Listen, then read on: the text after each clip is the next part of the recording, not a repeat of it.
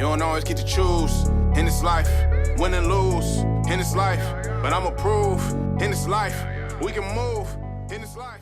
Donc, comme le nom du live l'indique, on va parler du stress et de l'anxiété.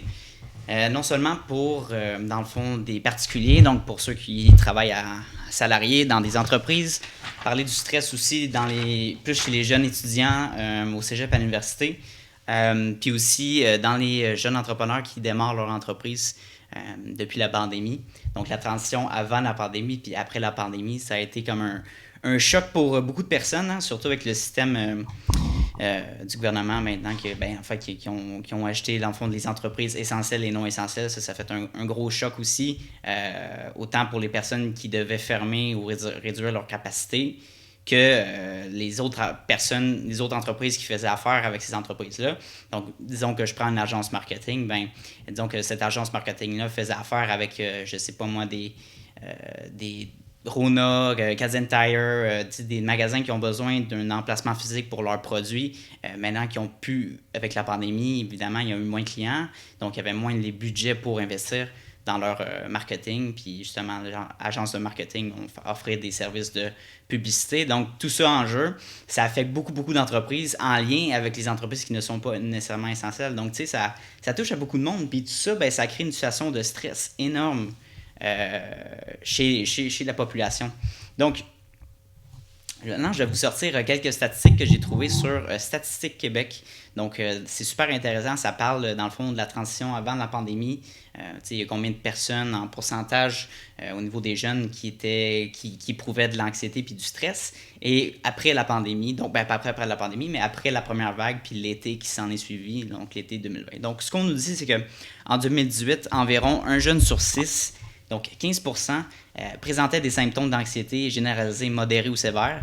C'est donc cette proportion qui était similaire à l'été 2020, peu après la pandémie de COVID-19. Donc, quand on dit ensuite sévère en 2018 et 2020, c'est un niveau de symptômes qui est resté le même, un peu plus de 80% des jeunes adultes. Mais il y a eu une augmentation de 9% suite à la pandémie, donc après l'été. Donc, quand même, 9%, c'est beaucoup de personnes. Puis, c'est sûr que là, je ne sais pas comment ils sont allés chercher leurs données. C'est peut-être un sondage et tout ça. Mais il y a beaucoup de jeunes qui ne vont pas l'admettre là, parce qu'ils sont gênés puis ils vont en parler avec leurs parents, dans le fond, qui vivent beaucoup d'anxiété et de stress. Puis, je dis ça, puis je veux dire, je ne suis pas un expert là-dedans, mais je veux dire, je fais juste en parler avec mes amis, autant des amis qui sont entrepreneurs que des amis qui ne le sont pas. Ils vivent autant de stress suite à la pandémie. Puis, je veux dire, en ce moment, c'est fou. Là, on voit la lumière au bout du tunnel avec la pandémie. Ça s'en vient avec la fin des mesures sanitaires. Puis là, bam, il y a un problème international avec l'Ukraine puis la Russie. C'est fou, là. Je veux dire, c'est quand que ça finit tout ça? C'est quand qu'on commence à vivre pour vrai puis qu'on profite de notre jeunesse, finalement. On profite de nos jeunes temps. C'est fou pareil. Donc, tu sais, juste de... Comment je pourrais dire? Je vais fermer mon ordi parce que ça me mélange, là, mais comment on fait pour vivre dans un monde comme ça? C'est spécial. Puis, tu sais, de vivre une vie saine qui est équilibrée d'une certaine façon, tu sais, d'avoir un bon ratio famille, travail, amis, bonheur, puis avoir des passe-temps qui nous permet d'avoir un petit peu de bonheur aussi par-ci par-là.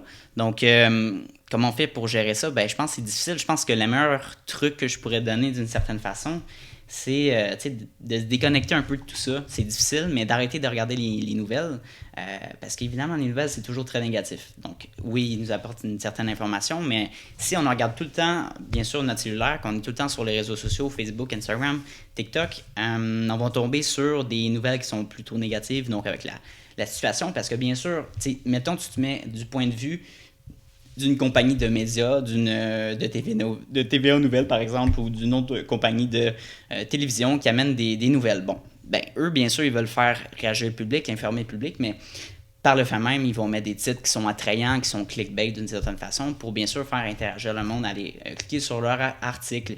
Puis ces titres-là, ça peut faire peur. Si on lit juste le titre puis la description, bien sûr, ça peut faire genre « Oh, c'est la fin du monde », mais finalement, tu cliques sur l'article, Puis c'est pas si pire que ça, c'est généralisé, puis finalement, il n'y a pas vraiment de conclusion avec leur titre, puis c'est pas tout à fait ce qu'ils ont dit. Donc, il faut faire nos recherches de notre bord, bien sûr, d'aller récolter les données et tout ça.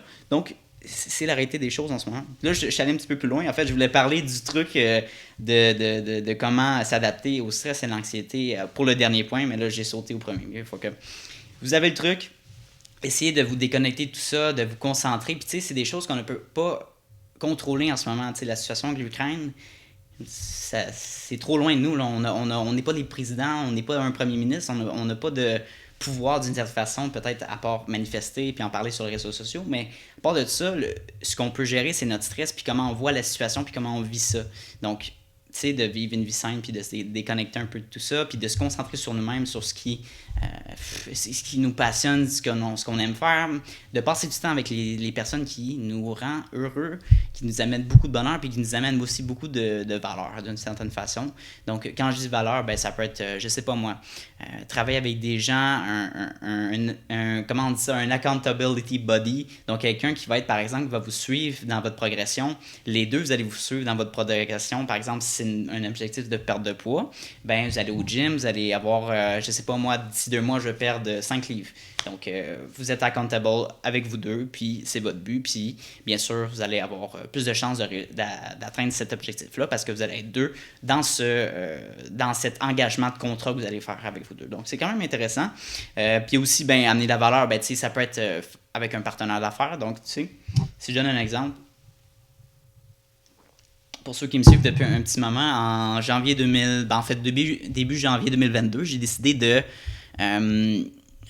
documenter ma journée, dans le fond, ma journey de démarrage d'entreprise, d'une nouvelle entreprise. Donc, bien sûr, comme vous savez, moi, ça fait 3 ans que j'ai une entreprise d'impression d'articles promotionnels qui s'appelle Clothes. Mais là, j'ai aussi commencé à me démarrer une nouvelle entreprise que je pensais aller démarrer tout seul.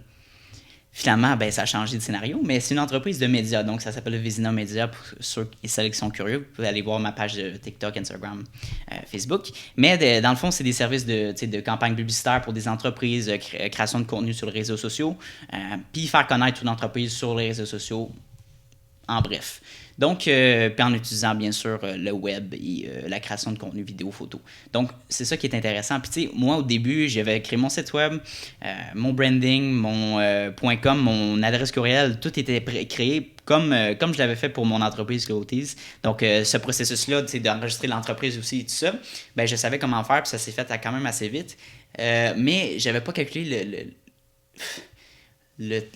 comment je pourrais dire, le poids puis le temps que je devais mettre dans l'entreprise tout seul. Tu sais, je veux dire, en ce moment, je suis à 100%, je suis à temps plein, dans le fond, dans mes études. Là, je suis en train de finir ma technique au cégep en administration. Tu sais, c'est quand même temps plein. J'ai mon entreprise Clothes aussi temps plein. Donc, tu sais, à un moment donné, moi, j'ai tendance à avoir, oh oui, let's go, on part un projet, on part un autre projet, on part. J'ai le podcast aussi à chaque semaine. Donc, tu sais, c'est beaucoup. J'aime ça, me garder occupé. Et arrêtez, c'est qu'on a toutes 16 heures par jour d'activité, disons qu'on dort 8 heures. Là.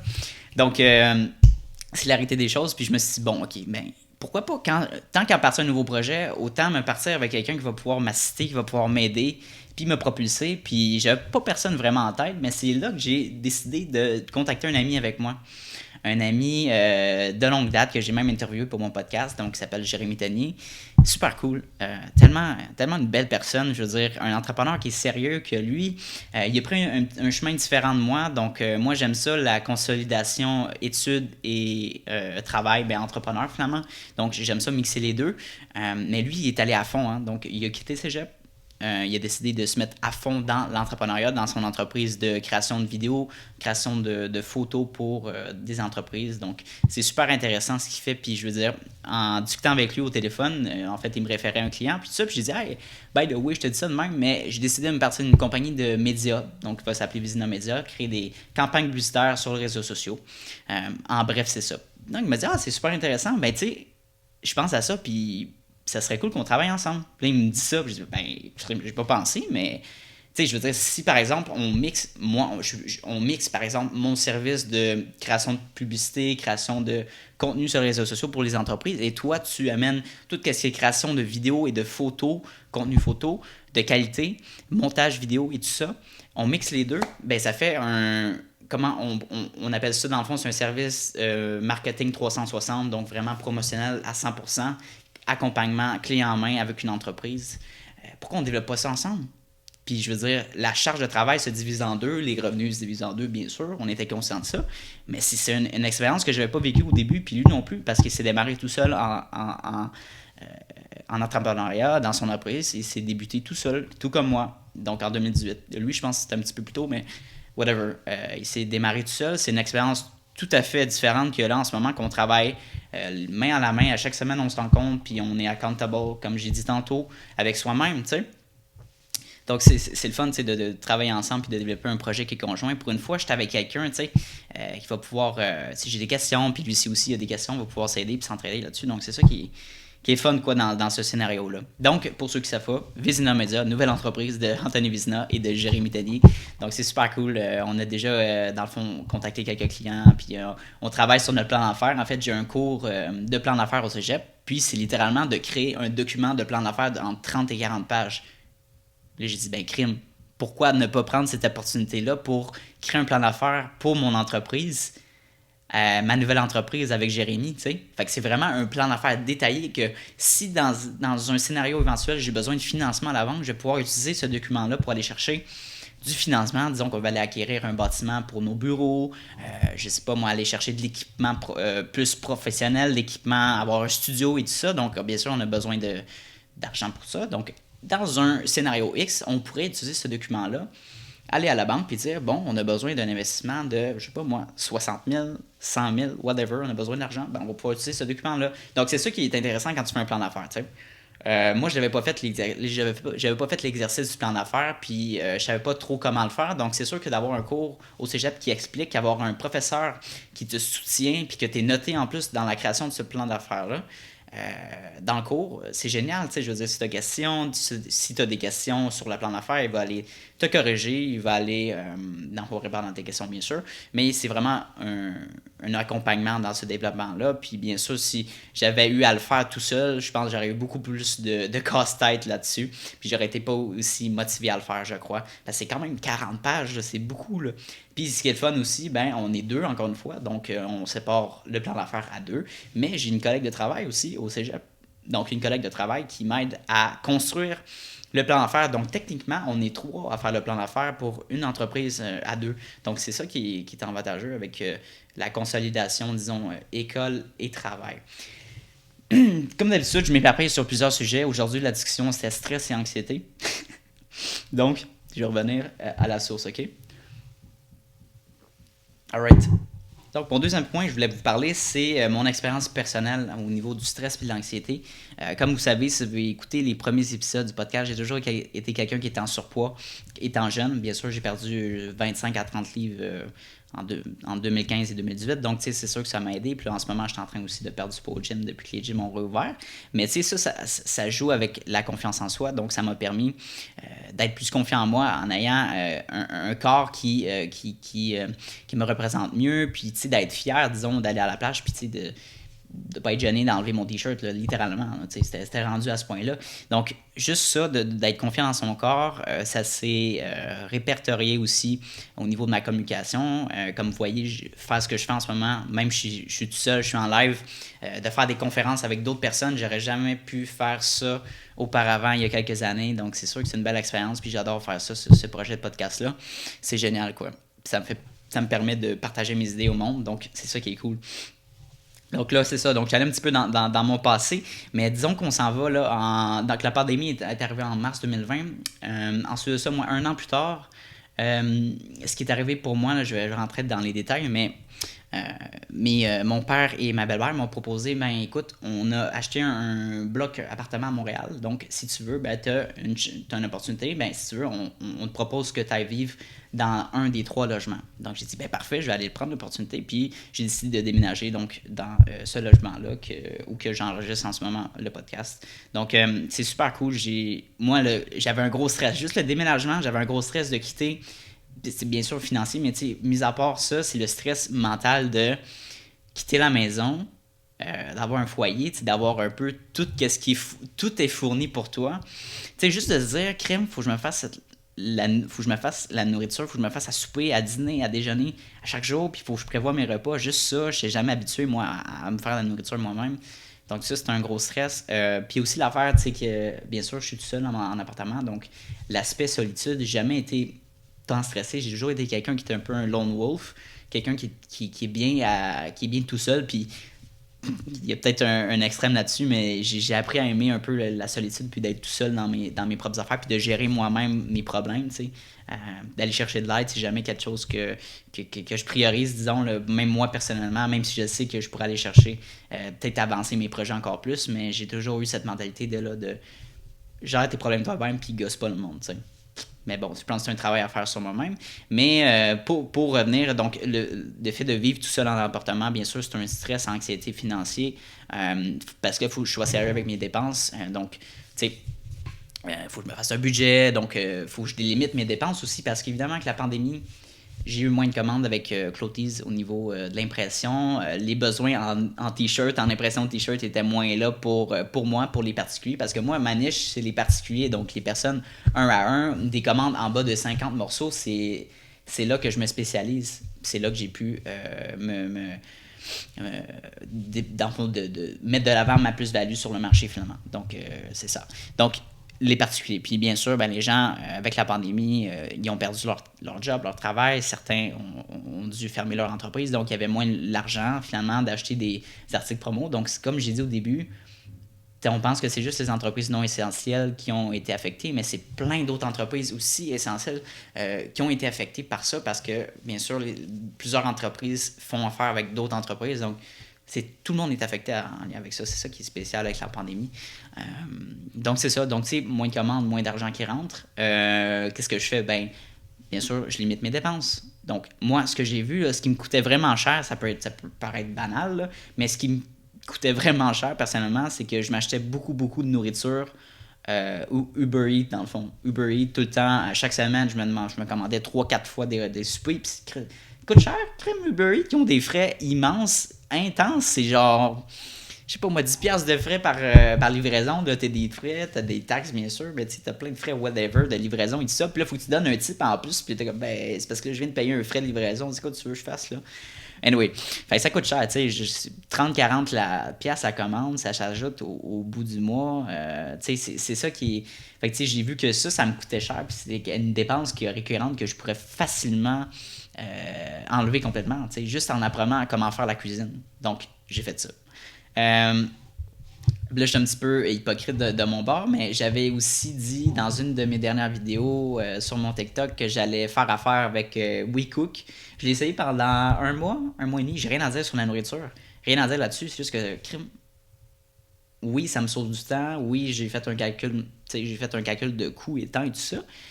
La situation étant que ça me coûte plus cher au bout de la ligne que si je faisais la nourriture. Donc, je me suis dit, regarde. Calcule le temps, finalement, moi, au bout du mois, je veux avoir plus d'argent dans mes poches. Donc, je me suis dit, bon, OK, je vais commencer à apprendre à faire la cuisine, faire affaire avec, pas WeCook, mais Good Food. Donc, apprendre des recettes en ligne aussi. Ça m'a permis d'apprendre certaines recettes. Puis, c'était pas si pire, tu sais. J'ai limité mes dépenses là-dessus. L'épicerie, c'est quand même, avec l'inflation en ce moment, là, les coûts. Le fromage, man. Aïe, aïe. Le coût d'une brique de fromage. J'en revenais pas quand j'ai quitté la maison de mes parents. Puis, juste de faire l'épicerie, c'est genre, quoi? Comment ça coûte aussi cher que ça? Chris, pour un petit Québec, là, je suis comme fuck. Alright, puis moi je suis un mangeur de fromage, genre j'en mets dans mes repas, puis tu sais, n'importe quand, on va mettre ça, on va gratiner whatever le repas. Donc, je me gênais pas là-dedans, puis je trouvais ça poche, tu sais. Fait que j'ai dû vraiment regarder, tu sais, mettons, t'as 5 marques de fromage, ben j'allais voir, tu sais, dans la plus bas de gamme, milieu de gamme, jamais aller dans la haute gamme, dans le produit fancy. Donc, tu sais, j'ai jamais fait l'exercice auparavant de regarder les prix à l'épicerie, tu sais, quand j'habitais chez mes parents, je dis, ok, ils vont prendre ça, tu sais. Puis là, je regarde vraiment les prix, tu sais, c'est quand même...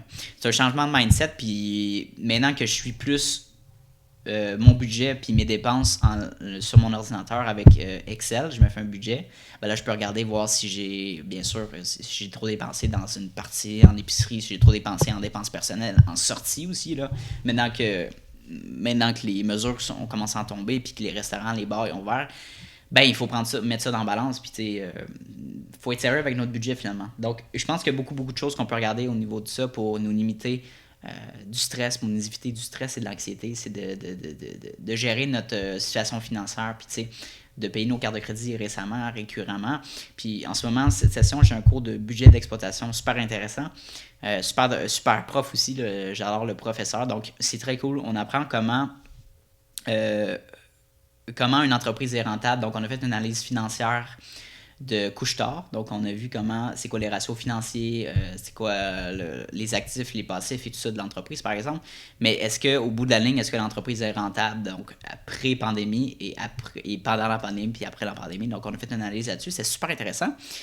Puis, on a fait aussi l'exercice. Dans le fond, pendant un cours, on nous expliquait un peu les fonctionnements d'une carte de crédit, que j'ai jamais eu vraiment de cours. Bien sûr, j'étais à l'aise avec ça, mais je réalise que c'est mon premier cours qui parlait de la gestion de budget, puis la gestion de crédit finalement. J'ai jamais eu de cours auparavant, puis c'est fou là, comment on pourrait avoir ça dans nos cours beaucoup plus jeunes. Avoir une simple introduction au primaire, ensuite avoir un petit peu plus de détails au secondaire.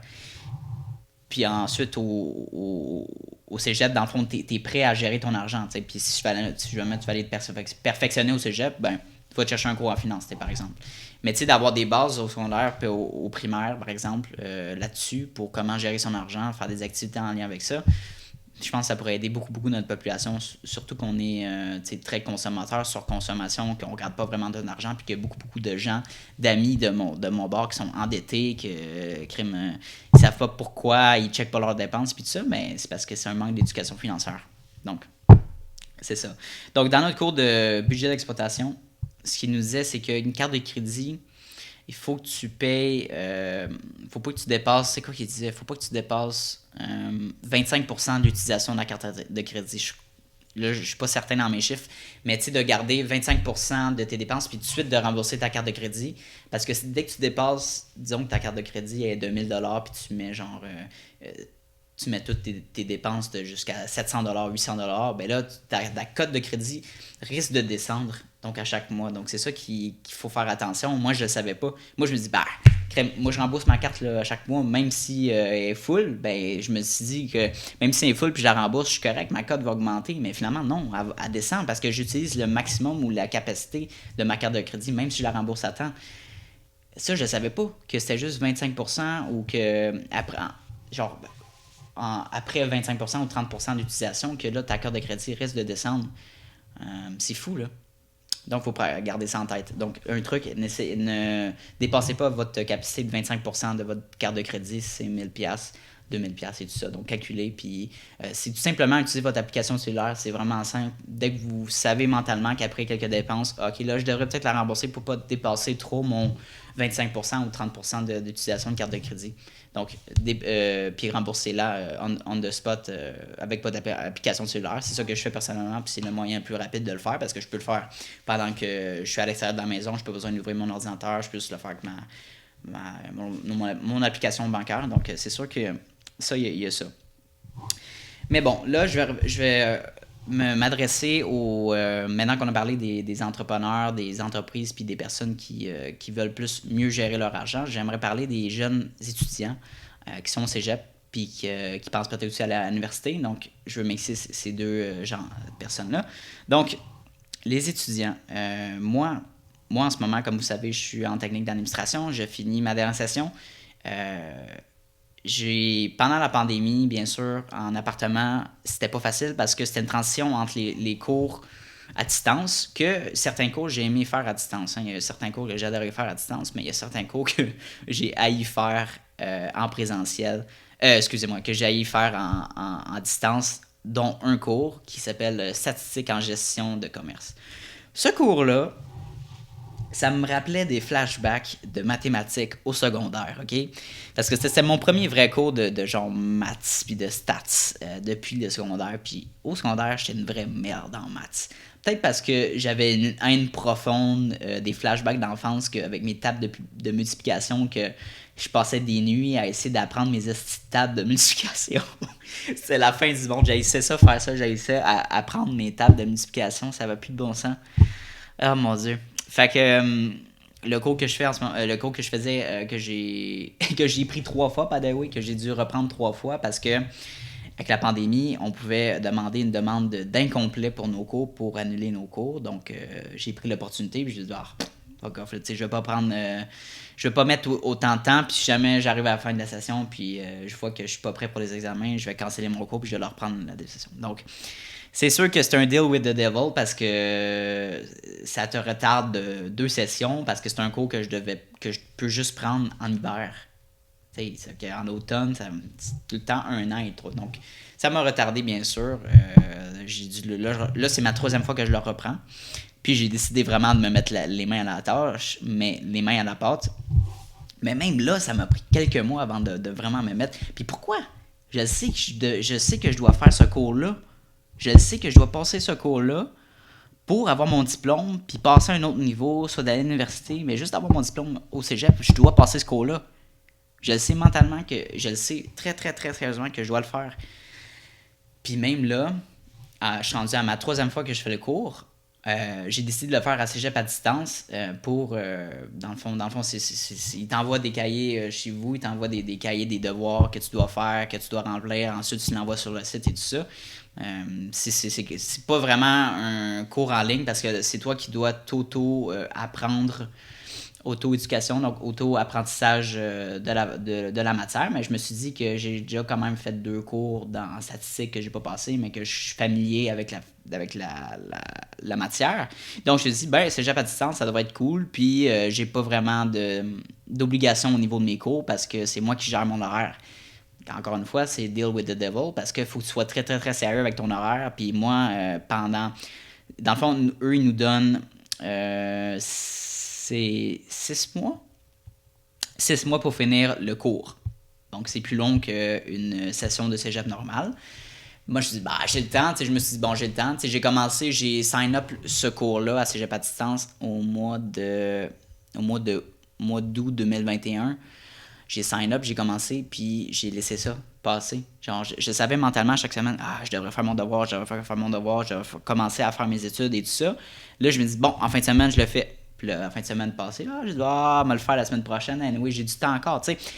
Tout le temps, de la procrastination, tout le temps. Puis là, j'arrive au mois de décembre, puis là, je suis comme, c'est ma dernière session. Là, si je fais pas le cours, parce que je parlais avec mon API, puis là, elle me dit, écoute, mon API au cégep, là, elle me dit, écoute, Anthony, si tu fais pas ton cours, là, si tu retardes encore d'1 an, ta cotère va descendre considérablement parce que je vais avoir 0. Parce que là, je pouvais plus demander d'incomplet. Je pensais que la mesure était encore là. Je me demandais encore l'incomplet. T'sais. La mesure d'incomplet n'était plus active. Sinon, si tu avais... sauf si tu avais une condition médicale, que je n'ai pas de condition médicale. Donc, j'ai dû me forcer à continuer le cours. Là, j'étais comme, OK, là, faut que je me mette les mains. Là, je suis obligé, là. Parce que si je le fais pas, bien sûr, ça me retarde d'1 an encore. Mon diplôme, je pourrais pas m'inscrire à l'université. Peut-être que ma cotère va être plus basse aussi. Là, il y a ça en compte. Peut-être que si même, disons, OK, 1 an, je prends 1 an de plus pour le faire, ce cours-là, je me fais pas accepter à l'université parce que ma cotère est plus basse. Il faut que je reprenne un autre programme. Il faut que je refasse d'autres cours pour monter ma cotère. Ça aurait été un casse-tête inimaginable. Puis juste en parler avec mes parents et tout ça, ça aurait été fou, tu sais, de dire, il faut que je reprenne une autre année, encore au cégep. Tu sais, là, ça va faire 4 ans au cégep, là, c'est long, là, tu sais. Fait que, anyways, je me suis dit, Anthony, concentre-toi. Il y avait, là, je regardais un peu l'engagement que je devais faire avec le cégep à distance. Donc, il te donne 6 mois. Mais si tu trouves que tu n'as pas assez de temps, tu peux augmenter une prolongation. Tu peux demander une prolongation de 2 mois supplémentaires. Mais pour avoir ce 2 mois supplémentaires-là, il faut que tu remettes ton premier devoir. Donc, pour passer le cours, il faut que tu fasses 4 devoirs plus un examen final. Donc, pour avoir la prolongation de 2 mois, il faut que je remette mon devoir à la professeure. Il faut qu'elle la corrige. Il faut que ma note soit, dans le fond, qu'elle apparaisse sur mon dossier étudiant. Donc, tout ça, ça a quand même un processus de remettre le devoir. C'est presque une semaine pour que le prof corrige et mette la note. Donc, tu sais, j'ai fait ça dernière minute, procrastination, mais je me suis mis les mains à la pâte. Je me suis dit, là, je prends au sérieux, je sais c'est quoi mes objectifs, je sais que je veux m'inscrire à l'université, je sais que je veux poursuivre en marketing, pas en marketing, mais en administration, je veux en communication, puis je veux poursuivre dans ce domaine-là, dans le fond, qui m'intéresse grandement. Donc, je me suis dit que si je veux atteindre mon but, c'est l'université, ben, il faut que je passe mon cours de stats à tout prix cette session. Ça me tente pas de le reprendre, ça me tente pas de le refaire avec un autre prof, ça me tente pas d'avoir un autre casse-tête puis un stress supplémentaire. Donc, dès que j'ai commencé à mettre le temps dans mes devoirs de stats, dans mon premier devoir, là, j'ai commencé à faire mes premiers exercices, à suivre la matière, à le faire, chronologiquement, étape par étape. Puis, je me suis dit, ben, Colin, c'est pas si pire que ça. C'est pas si pire que ça, Colin. Je pensais que c'était au-delà de mes talents, de mes compétences, puis que j'étais comme, bon, c'est pas fait pour moi, puis si je suis pas capable de faire ce cours-là, ben, fuck le diplôme, puis je suis pas bon en maths, tu sais. Finalement, non. C'est juste que je me créais une fausse expectation de moi que j'étais pas bon en maths, mais c'est pas vrai, finalement. C'était juste moi qui se mettais une illusion, dans le fond, sur mes compétences, sur mes capacités. C'est fou pareil. Donc, tu sais, je commence à faire mes premiers exercices. Tac, tac, tac, ça va super bien. Les autres exercices, ensuite, il fallait faire aussi un exercice sur Excel. Puis ça, ben Excel, j'aime utiliser Excel en général. C'est le fun, c'est simple. Donc, tu sais, l'utilisation du logiciel, c'est quand même bien passé. Puis, rendu à la fin du devoir, j'ai remis mon devoir. Hey, la journée pile, c'est le 22 février que je devais remettre mon devoir. En fait, c'était le 22 février que je devais techniquement remettre tous mes devoirs puis commencer à faire mon premier examen. Mais c'est aussi la date limite pour demander une prolongation. Donc, j'ai remis le 18 ou le 16, je crois, 16 février, j'ai remis mon devoir, puis j'ai été corrigé. Puis j'ai eu ma note apparue dans mon dossier le 21 ou le 22, à la limite. Puis là, j'étais comme, OK, ma note est apparue, let's go, je fais ma demande pour une prolongation directement, parce que sinon, ça aurait été trop tard. Puis... mais ça, je le prends sur moi-même. Tu sais, c'est pas la faute au cégep à distance, c'est pas la faute de moi. Oui, c'est de ma faute à moi seulement. Parce que oui, j'avais un stress, de l'anxiété, mais j'ai décidé d'attaquer head-on sur mon problème qui était de... Là, c'est assez de vivre un stress inutile. Je vais attaquer mon problème en ce moment qui m'amenait beaucoup de stress, qui est le cours de stats, de faire mon premier devoir. Je l'ai fait super bien en passant. J'ai eu 88% que je m'attendais pas à avoir une aussi bonne note. Donc, je suis quand même fier de moi. Ça m'a pris 2 jours faire ce petit devoir-là. Ça m'a pris fucking une fin de semaine au complet faire ce devoir-là. Mais j'ai été assidu, je me suis mis de la musique, j'étais dans mon espace, dans une bulle où que je me concentrais, je faisais juste ça. Puis j'ai pu accomplir mon devoir, j'ai pu accomplir mon objectif. Donc là, j'étais content. Là, j'étais comme, waouh, le stress qui a descendu. J'ai jamais vécu cette sensation de bonheur-là depuis longtemps au niveau de résoudre un problème. De résoudre un problème, en fait. Résolver, ouais. De résoudre un problème qui m'amenait beaucoup de stress. Je pense que c'est ça aussi. Tu sais, j'en ai pas parlé tantôt, mais on le sait d'une certaine façon, ce qui nous amène du stress. On le sait, puis les grosses... ce qui nous fait vivre beaucoup de stress, c'est souvent des situations dans nos vies qu'on a du contrôle quand même. Comme moi, c'était mon cours de stats, puis c'était seulement à moi de mettre le temps et l'énergie de faire ce cours-là, puis de faire mon premier devoir. Puis là, ben, je suis content parce que j'ai 2 mois de plus pour finir mes 3 autres devoirs. Donc, j'ai amplement le temps, puis ensuite, ça va être mon examen. Donc, tu sais, juste d'avoir fait ça, je suis comme, wow! Je suis fier de moi, mais 2, je suis pas si poche que ça en maths, finalement, tu sais. Puis si je mets le temps nécessaire, les formules sont pas si difficiles que ça à apprendre. Fait que de vivre ce stress-là pendant quasiment 2 ans que je refais les cours, que je refais le cours de statistique, que j'ai toujours le petit dans ma tête, que j'ai toujours en arrière, il faut que je finisse ce cours-là, là, j'ai de la misère dans ce cours-là, j'ai de la misère. Tu sais, juste avoir ça, là, c'est minimal. C'est minimal, mais dès que tu multiplies x5, x10, x8, x1000, ce stress-là, il s'accumule. Donc, ça fait mal. Hein? Un autre stress aussi, là, j'en ai pas parlé, mais un autre stress que ça, que je mets ça depuis longtemps. Bien sûr, moi, je suis en appartement à Montréal, mais j'ai remis avec le temps mon permis de conduire. Donc, j'ai pas encore mon permis de conduire. Il me reste 2 examens à finir. Mais ça, les 2 examens à la SAC, ça prend pas longtemps à les faire.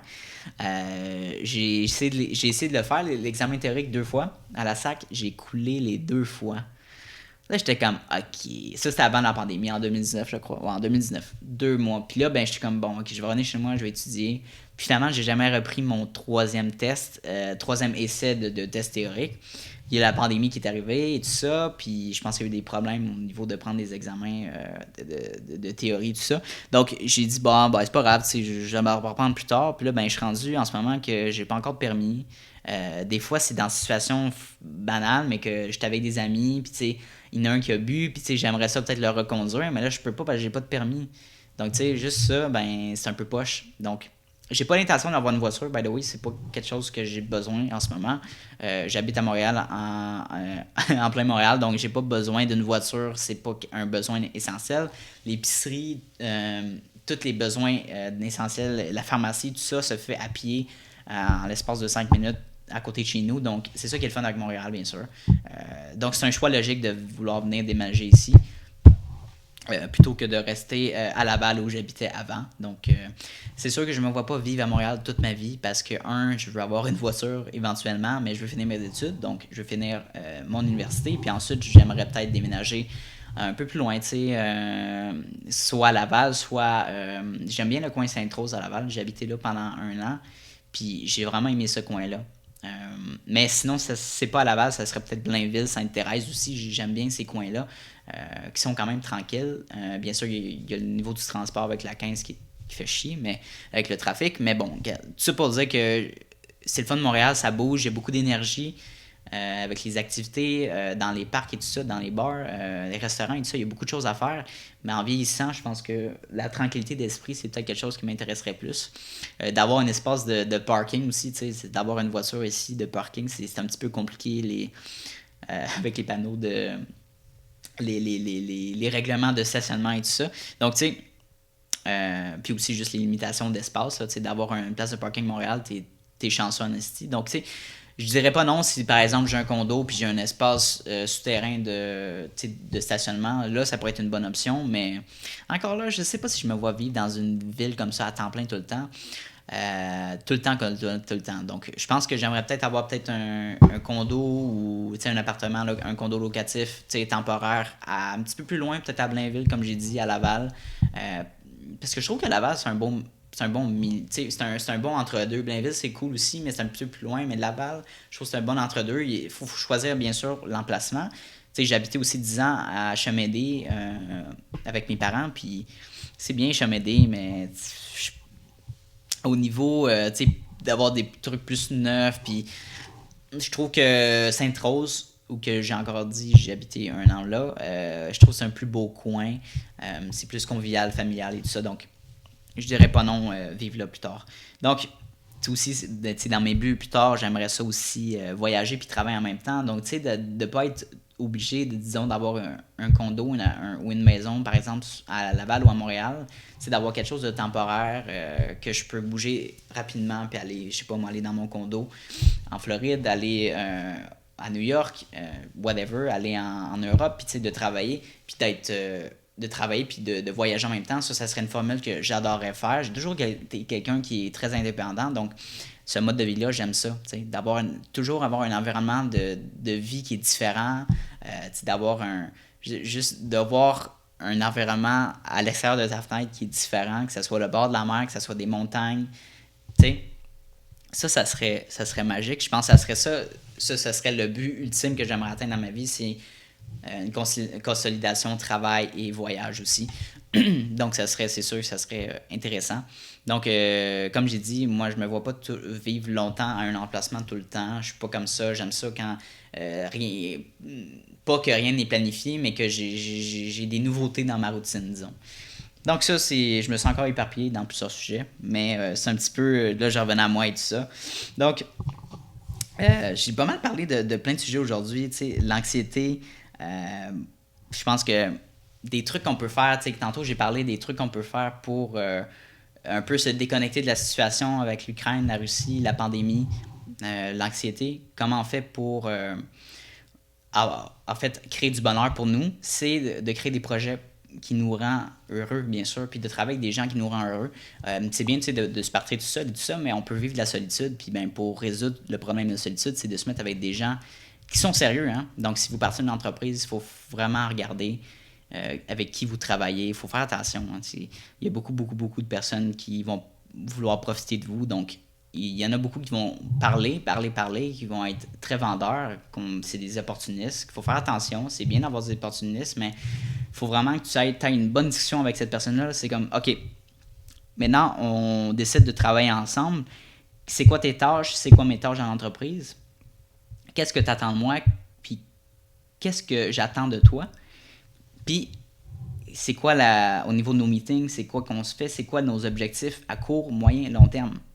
Donc là, c'est le fun parce que moi, je fais l'exercice littéralement dans mon cours de plan d'affaires, puis on l'écrit littéralement dans notre plan d'affaires, nos objectifs à court, moyen terme, mais tu n'es pas nécessairement obligé de faire un plan d'affaires. Tu peux juste le faire verbalement, puis l'écrire, prendre des notes, puis de t'arranger un meeting avec ton partenaire, par exemple. Donc, c'est ça qui est intéressant. Puis je pense que tu peux faire l'exercice aussi dans ta vie personnelle. T'sais. Disons que tu es en couple, ben, de faire l'exercice. C'est quoi nos buts court, moyen terme, moyen, long terme? Qu'est-ce que tu attends de moi? Ça se transmet quand même bien. C'est fou comment la vie professionnelle puis personnelle se mélangent puis jouent ensemble d'une certaine façon. Donc, là, je parle un peu en haut de mon chapeau parce que là, je suis pas en couple en ce moment, donc c'est sûr que je vais pas commencer à donner des conseils de couple, mais je pense que ce serait juste logique de faire, c'est quoi tes buts, puis qu'est-ce que tu envisages faire dans le futur, je veux dire. C'est quoi est-ce que tu veux faire plus de voyages? C'est quoi tu veux faire? Tu veux faire des projets avec moi? Des trucs comme ça. Mais pour revenir à créer du bonheur pour nous, c'est par exemple, moi ce que j'ai compris, c'est de m'éduquer davantage, pas juste de limiter mon éducation à l'école.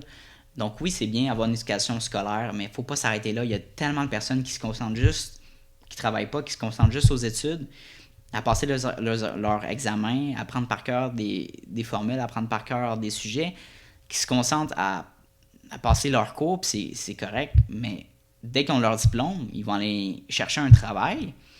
Un employeur va te demander, fine, tu as un bac, tu as un technique, tu as un DEC, mais qu'est-ce que tu as fait d'autre à l'extérieur de ça? Qu'est-ce que tu as fait d'autre? Puis là, tu es comme, ben, j'ai travaillé avec mes parents quand j'étais jeune. Là, tout de suite, tu pars mal d'une certaine façon. Surtout les nouvelles générations d'employeurs, des personnes qui vont engager, ils vont regarder ton parcours scolaire, mais je pense qu'ils vont mettre par-dessus tes expériences personnelles et professionnelles. Donc, qu'est-ce que tu as fait? Est-ce que tu es allé voyager? Qu'est-ce que tu as fait dans ces voyages? Est-ce que tu as fait des excursions? Est-ce que tu es parti sans tes parents? Est-ce que tu as fait ça tout seul? Est-ce que tu as fait ça, tu as appris ça toi-même, puis tu as sorti de ta zone de confort surtout, tu sais? Est-ce que tu as parti des projets personnels? Est-ce que tu as parti des projets à but non lucratif, par exemple? Un podcast, c'est un bon exemple, je crois. C'est gratuit, accessible à tout le monde, puis je fais ça pour mon plaisir. Puis je fais pas d'argent en arrière de tout ça, j'ai pas de commandite, etc. Donc, je fais ça, c'est vraiment juste un but personnel, puis un objectif personnel, puis un projet qui est le fun à faire avec des fois avec des amis entrepreneurs, mais aussi je rencontre des nouvelles personnes et tout ça. Donc, tu sais, d'écrire ça, par exemple, sur ton CV, j'ai fait ça, je continue à faire ça, puis ce projet-là, je le tiens à cœur, puis j'aimerais le garder, puis de dire à ton employeur, je pense que lui, il va le prendre, wow, OK, il sait avec ce qu'il fait, puis je veux ce genre de personne-là dans mon entreprise, tu sais.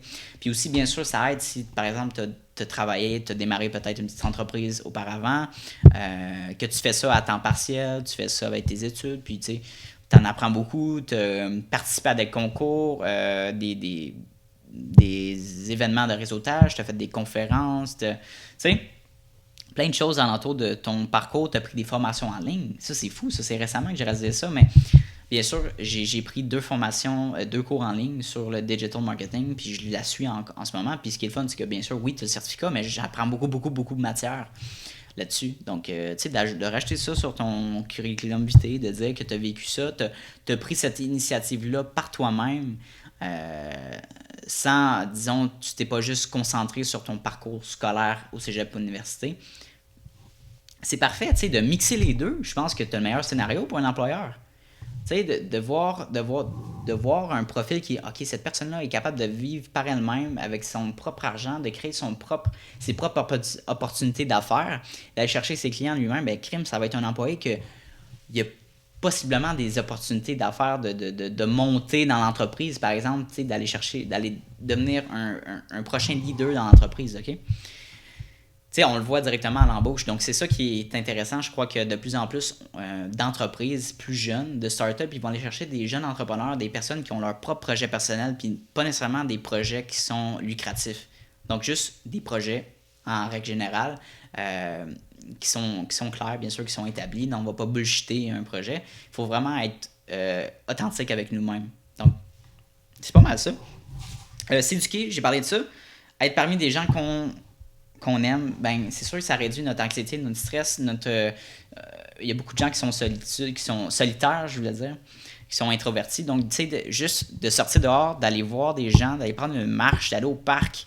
Tu te dis, tu pourrais juste aller prendre une marche, parler du monde. Oublie ça, là, je vais pas aller prendre une marche, puis aller parler du monde nowhere. Là. Ouais, si tu prends pour qui, je vais pas aller au bar, puis aller parler, puis pas avoir de fun tout seul, mais ce qui est le fun, c'est de faire ça avec des amis que eux, ben au moins, ben là tu te dis, ok, ben j'ai des amis avec moi au bar, par exemple, ben là, tu peux aller parler avec d'autres personnes, puis créer ce groupe-là, de la nouvel engagement, puis aller trouver des nouvelles personnes qui vont pouvoir discuter avec toi, tu sais, d'aller à des parties, puis de pas être gêné d'une certaine façon, mais juste le fait de prendre le pas, puis de décider d'aller faire ça, cette activité-là, ça va augmenter votre confiance. Puis dès que vous allez être rendu là, vous allez dire, ben c'était pas si pire finalement. Comme mon devoir de stats, c'était pas si pire finalement. C'est fou comment on se met de la pression, puis qu'on multiplie fois 10 finalement la réalité de la situation qui était banale au bout de la ligne. T'sais. Donc, c'est pas mal ça. Il y a deux types de stress, donc externe et interne. Externe, ça serait plus la situation internationale.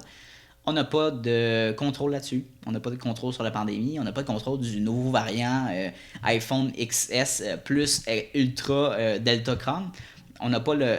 ça se peut qu'ils sortent, on ne le sait pas. On n'a pas de contrôle sur des nouveautés internationales, sur des réalités internationales. Donc, il faut être sérieux avec ça. Puis au niveau interne, ben, juste conclure, au niveau externe, ben, faut se déconnecter, il faut arrêter ça. Il faut prendre un recul puis se concentrer sur nous-mêmes puis dire, ben écoute, je vais me tenir au courant de la situation quand même, c'est important, mais de pas mettre trop d'énergie puis d'avoir des décisions émotionnelles en l'entour de ça, t'sais. Donc, ensuite de ça, t'as les personnes stressées, anxieuses qui est en lien avec une situation qui est plus interne. Donc, interne qui est mon devoir de stats. Donc, c'était juste mes capacités à moi de régler ce problème-là, c'était à moi à 100% de les faire. C'était pas une autre personne, c'était pas la faute d'une autre personne, c'est de ma faute à 100%, puis je le prends sur mon dos. Puis c'est comme ça que je règle la situation. Donc je pense que c'est la meilleure optique à faire. Donc si c'est des situations internes de stress, vous pouvez faire un bon travail sur vous-même pour réduire au moins certains stress qui sont récurrents à chaque jour. Parce que c'est toujours quelque chose qui va vous garder en tête si vous procrastinez, qui n'est pas nécessairement obligatoire ou nécessaire dans l'immédiat, mais que vous savez que vous avez une date butoir, bien, commencez à y travailler tout de suite. Commencez à le faire, à travailler. Je pense que ce serait la meilleure technique à faire finalement. Puis comme j'ai dit, situation externe, laissez-la de côté. Concentrez-vous sur vous, sur vos stress internes qui vous causent d'anxiété ou du stress. Un autre truc pour limiter le stress, vous avez déjà entendu parler de ça, je crois, mais s'entraîner, l'entraînement. Mais oui, l'entraînement, ça aide beaucoup. Je pense que moi, personnellement, ce qui m'a beaucoup affecté mentalement, c'est la fermeture des gyms. On apprend souvent, il y en a beaucoup qui jasent, qui disent ça. Mais c'est vrai. Pour ceux qui sont pas, qui vont pas au gym régulièrement, le fait de la fermeture des gyms, en foot, ils vont se dire, ben écoute, tu sais, entraîne-toi chez toi, va dehors, mais c'est pas la même chose. Tu peux pas faire le même nombre de travail à la maison qu'au gym si, par exemple, si t'as pas un setup personnel comparable au gym, ok? T'as beau faire le nombre de marches de courses que tu veux faire dans le parc et tout ça, t'es beaucoup plus motivé, je crois. Moi, en tout cas, je suis beaucoup plus motivé en m'entraînant avec des gens au gym que je connais pas nécessairement, mais tu sais, juste voir d'autres mondes travailler, suer, puis tu sais, se forcer puis être motivé, ça me motive à beaucoup plus donner d'énergie puis à passer plus de temps au gym puis faire plus d'exercices puis tu sais, me donner à fond, tu sais. C'est pas comparable. Je l'ai fait, j'ai quand même acheté de l'équipement chez nous, mais encore une fois, c'est pas comparable. C'est nécessaire autant avoir une bonne santé physique que mentale. les gyms, je les trouve essentiels. C'est 100%. T'sais. Donc, je ne suis pas le gouvernement, c'est pas moi qui prends des décisions, mais je trouve que les gyms, ça fait du bien mentalement. T'sais, depuis qu'ils ont ouvert les gyms, ça fait quoi, 2 semaines, je crois, là? Puis je veux dire, juste la façon que je pense, ça a tellement changé, ça a tellement modifié, je mets beaucoup plus d'énergie, mes résultats scolaires ont augmenté parce que oui, je mets plus d'énergie, mais j'ai plus de motivation suite à l'entraînement. Donc, c'est ça qui est le fun. J'ai beaucoup plus la tête sur les épaules, je m'éparpille pas, je me concentre sur une tâche à la fois, je l'ai fait à 100%, je m'éparpille pas, je fais pas du multitasking. Hein. C'est pas bon de faire du multitasking, by the way. C'est mieux de se concentrer. Tu commences une tâche, tu as fini. Une autre tâche, tu as fini. Une autre tâche, comme une usine de production. Parce que dans une usine de production, on va trouver la méthode la plus efficace possible pour être le plus productif. Donc, tu sais, transférer ça dans votre vie personnelle. Comment on fait ça? Pensez-vous que créer plusieurs parties d'un objet en même temps pour créer, par exemple, un iPhone. Disons qu'une personne crée 10 morceaux en même temps pour un iPhone, ça va aller plus vite. Non. Quelqu'un qui travaille sur un type de technologie, un type de morceaux d'iPhone, là, je connais pas là-dessus, là, mais chaque personne a sa tâche, OK, dans une usine de production. Donc, je pense qu'il faut traduire ça dans notre vie, de faire une chose à la fois, puis tu sais, c'est ça qui est le fun. Au niveau de l'entraînement, bien sûr, vous perdez du poids, vous êtes heureux. Bien sûr, dans les médias, c'est plus difficile parce qu'il faut se motiver à sortir de chez nous, puis aller à l'extérieur, puis de se rendre au gym, puis là, d'aller forcer, de sortir de son lit, puis de dire « Ah, ça me tente pas ». Mais dès que tu es rendu là, que tu commences, tu es in the motion, tu commences à t'entraîner, tu commences à courir sur ton treadmill, alors tu es « Ah, wow, OK, finalement, ben, ça me fait du bien ». Puis je pense que maintenant, moi, je ne fais plus ce questionnement mental-là. Je suis comme, ah, ok, cool, ça va être le fun dans le gym, mais pour les personnes qui n'ont pas l'expérience de gym, qui ne s'entraînent pas régulièrement, ben, tu sais, de s'habituer à s'entraîner, puis de se dire que moi, ça va me faire du bien à la fin, c'est plus difficile. Mais dès que tu le fais, après 2 semaines, après 3 semaines, 1 mois, là, tu commences à être une bonne routine, puis tu sais, d'être accountable avec toi-même. Tu sais, c'est comme l'effet d'aller au gym. Au mois de janvier, il y a beaucoup de personnes, nouvelle résolution, on s'inscrit au gym, mais crime, après le mois de janvier, c'est bizarre, il y a comme plus cette personne-là qui était là quasiment à chaque jour pendant un mois, puis là, il est plus là, ou il vient genre 1 fois par semaine, des fois il vient plus, des fois il vient 2 fois. C'est pas bon. Je pense que le mieux, c'est de se garder une routine, tu sais. Même si tu viens pas t'entraîner 5 fois par semaine, c'est pas grave, là. Viens t'entraîner 3 fois personnel, par exemple, 3 fois personnel, je pense, 3 fois par semaine, voyons, pas personnel, 3 fois par semaine, c'est une bonne, c'est un bon taux d'entraînement régulier qui est très faisable pour des gens qui travaillent à temps plein quand même. Je trouve que tu peux travailler quand même, tu peux t'entraîner 2 fois à la fin de semaine, par exemple, puis 1 fois dans ta semaine, dans tes 5 jours, tu peux trouver un moment en fin de journée ou le matin, peu importe ce que tu veux, à ton heure de dîner. Des fois, j'en vois souvent qui vont s'entraîner à l'heure du dîner, c'est correct aussi. 30 minutes, 45 minutes, 1 heure, whatever. Mais je pense que pour un débutant, 3 fois par semaine, c'est cool aussi. Puis moi, je me considère, je suis pas un expert non plus en entraînement. Je fais ça depuis plusieurs années, mais je me considère quand même comme débutant intermédiaire. Je suis pas quelqu'un qui est en shape énormément aussi, là, comme vous pouvez voir. Fait que j'ai encore du poids à perdre et tout ça, mais juste au niveau mental, ça fait du bien de s'entraîner. Donc, commencez à faire ça. Je pense que ça va vous aider à résoudre un peu votre stress, votre anxiété.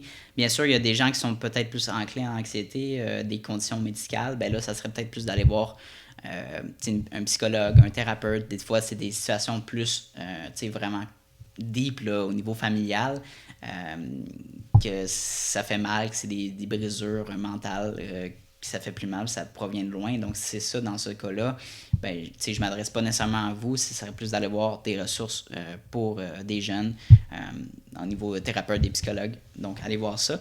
Mais pour les autres qui vivent du stress qui peut être contrôlable, puis éviter ce stress-là, ben, c'est de gérer vos problèmes qui sont tardifs, OK? Donc, moi, j'ai encore mon problème en ce moment, c'est bien sûr de finir mon permis. Crème, c'est niaiseux, là. C'est un permis. Mais tout le monde, il y a beaucoup de personnes là, qui conduisent qui n'ont pas un high IQ. Fait que c'est niaiseux, c'est un stress que je me mets là-dessus, la conduite et tout ça, mais c'est juste de prendre le temps de le faire, puis juste après le sentiment de fierté que tu reçois, puis de dire « Ah, c'était pas super! » C'était pas super finalement, tu sais. Fait que moi, je vais le faire. Je vais finir mes études, je vais finir dans le fond ma technique au mois de mai, je crois. Mois de mai, puis là, je vais céduler mes 2 examens, puis là, ça va être fait une fois pour toutes, j'en parlerai plus. Puis je vais vraiment le faire cette fois-ci, donc plus de niaisage, plus de bullshit. On le fait, on prend action, on limite nos situations de stress quand on a le contrôle là-dessus, OK? On les élimine complètement. Donc, c'est ça la réalité des choses. Je pense que je vais finir là-dessus. J'ai pas vraiment d'autres choses à vous dire là-dessus, mais si vous avez besoin d'aide, écoutez, n'hésitez pas à me contacter. Moi, j'aime ça parler avec des gens aussi qui ont besoin d'aide, qui veulent se démarrer en entreprise. Je suis toujours là pour ça. Ou juste qui ont besoin de questions au niveau du mindset. Je suis là aussi. Encore une fois, je suis pas un expert, mais c'est le fun d'avoir des discussions avec des gens qui ont le même mindset d'entrepreneuriat, qui veulent se démarrer, qui savent pas comment, qui ont besoin de ressources. Moi, je suis là pour ça. Ça me fait plaisir de vous répondre. De répondre à vos questionnements. Donc, je vais finir là-dessus. Juste aller voir s'il y a des questions dans le live. Sinon, je vais finir ça là-dessus, sur cette note-là.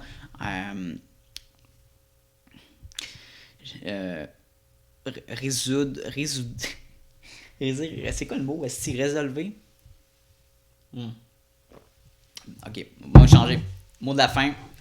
Prenez le temps de résoudre les problèmes qui sont dans votre contrôle. Fini là-dessus. Merci beaucoup tout le monde de m'avoir écouté aujourd'hui. Puis on se revoit la semaine prochaine dans un nouvel épisode de Jason Business. Alright. Bon, c'est déjà la fin de l'épisode. Je voulais commencer par vous remercier de votre temps pour l'écoute de mon podcast. Honnêtement, ça me rend incroyablement heureux de recevoir vos messages d'encouragement sur les réseaux sociaux. Merci beaucoup. Puis, si vous avez aimé l'enregistrement, n'hésitez pas à le partager à vos amis, à votre famille ou à des personnes dans votre cercle d'entourage qui seraient intéressés par l'entrepreneuriat ou par le monde des affaires. Maintenant, à savoir que le podcast il est disponible sur Spotify, sur Apple Podcast et prochainement sur les différentes plateformes Android de podcast. Donc, c'était Jason Business avec Anthony Vézina.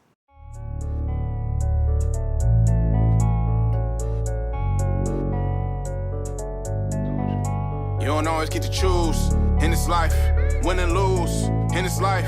But I'ma prove in this life, we can move in this life.